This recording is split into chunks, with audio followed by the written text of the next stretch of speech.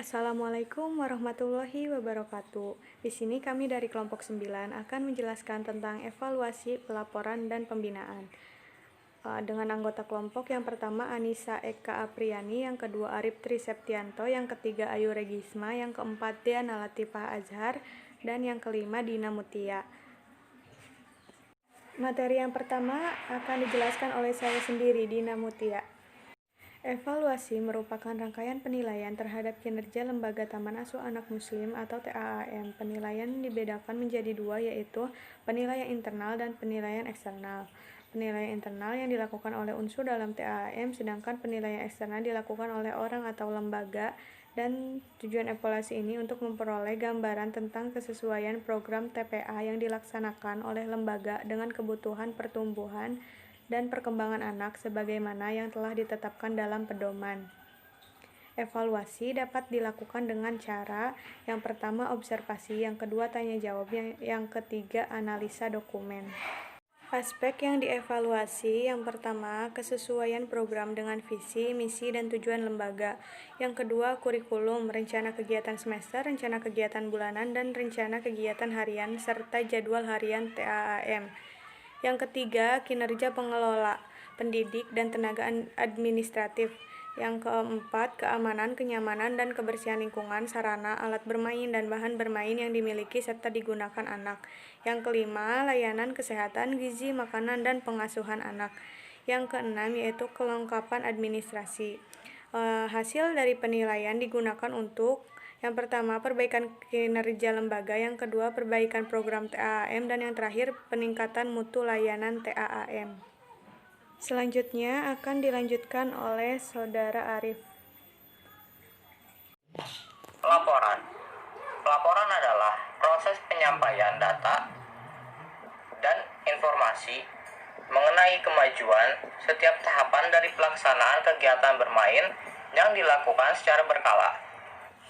Setiap taman asuh anak muslim wajib membuat laporan kepada Dinas Pendidikan setempat untuk mengetahui keberadaan dan kemajuan dari lembaga yang sedang diselenggarakan, yang meliputi: pertama, pelaporan hasil kegiatan perkembangan aspek anak, meliputi: pertama, anak dapat mengenal nilai-nilai moral dan praktek keagamaan, seperti sholat atau berdoa sesuai dengan agama anak, tempat ibadah, misalnya berdoa sebelum makan, dan lain-lain.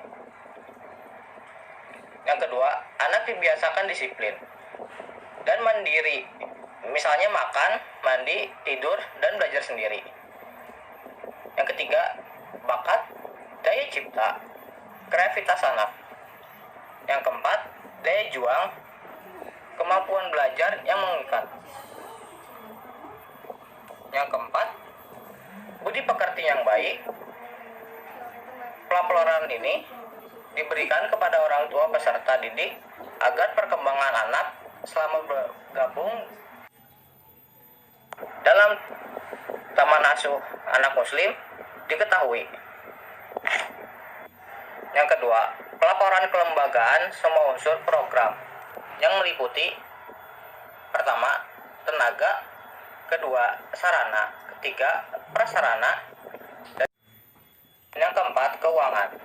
Laporan ini diberikan kepada Kepala Dinas Pendidikan setempat, Kepala Subdin Pendidikan non-formal atau formal di tingkat provinsi dan kabupaten atau kota.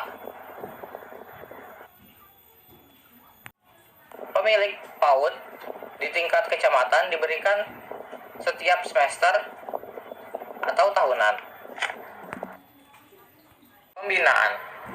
Pembinaan keberhasilan penyelenggaraan pendidikan anak usia dini adalah keseluruhan proses kerjasama dan membina para penyelenggara dan pengelola lembaga pendidikan anak usia dini dalam upaya meningkatkan mutu layanan program pendidikan anak usia dini.